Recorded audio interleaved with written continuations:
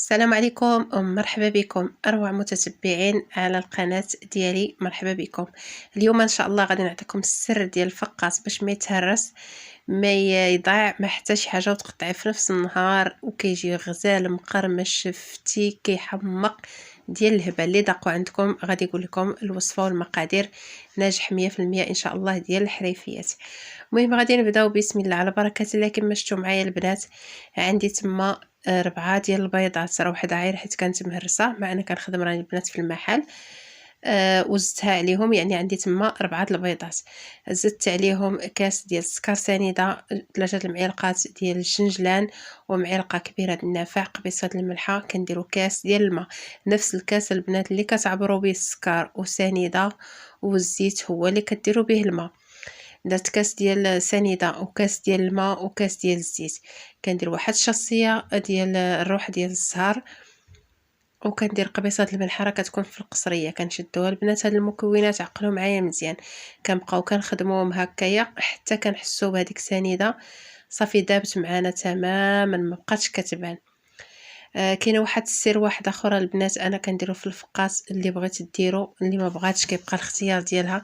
كيجي كيهبل في الفقاس، مذاق ما تشبعوش منه. كدير واحد الشاصيه ديال النسكافيه في هذا الخليط، ان شاء الله تجربوها وتردوا عليا الخبر.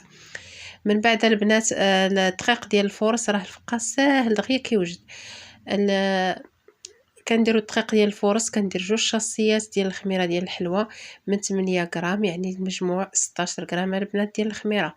كنديروا الطحين تقريبا البنات غادي يهز ليا 1 كيلو الا ربع ديال دقيق الفورص ديال نوعيه الحلويات، تكون ماركه يعني زوينه باش يجيكم فقاس زوين.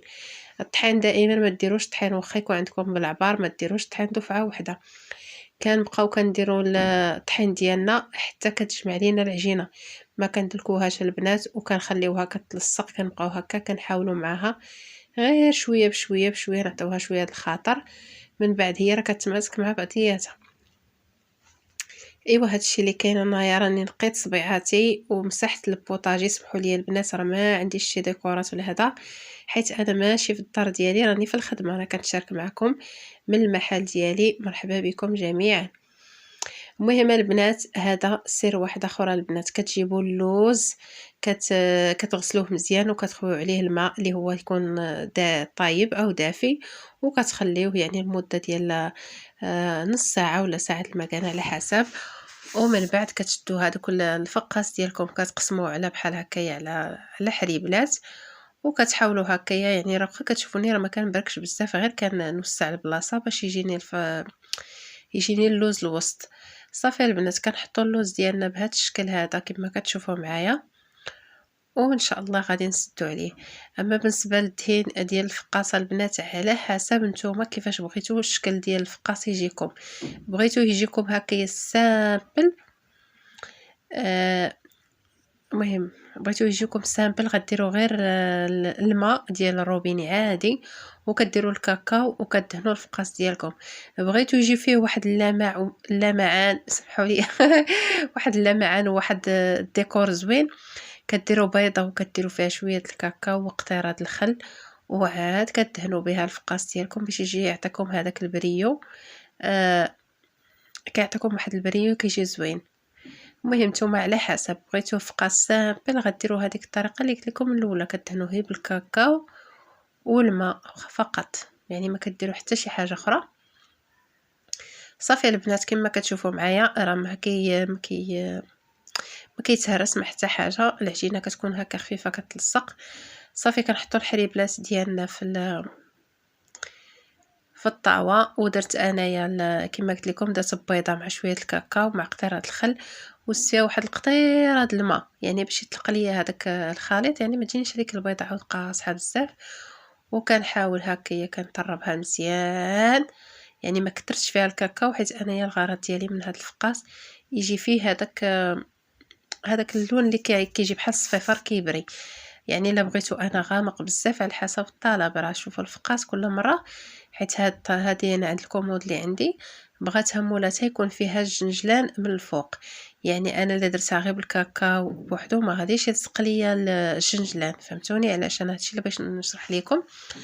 دابا انا بغيت ندير من فوق منها الجنجلان، هذاك الشيء علاش درت البيض وشويه الكاكاو.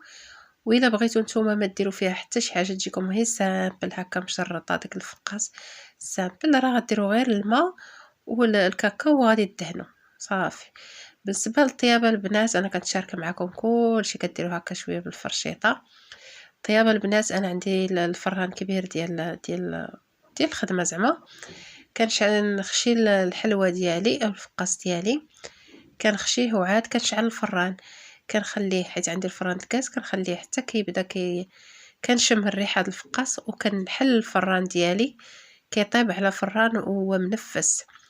صافي البنات رشيت عليه شويه الجنجلان، ها نتوما الغرض قلت لكم باش يجيني هكا داك البريو مذهب، ويجي فيه هذاك شكيل الجنجلان، حيت قلت لكم انا على حسب الطلبيه.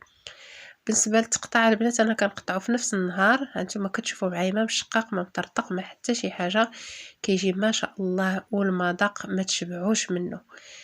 صافي البنات كنقطع الفقاس ديالي وكنشعل عليه الفران، نوريكم بحيده. كنشعل الشوف اللوز كيجي فيه لداخل هكا، وكيجي فيه داك اللوين مديهب من الفوق، كيجي ما شاء الله اللهم بارك. المهم البنات انا غادي نحمر الفقاس، حتى الطريقه ديال التحمير البنات غادي نتشاركها معكم.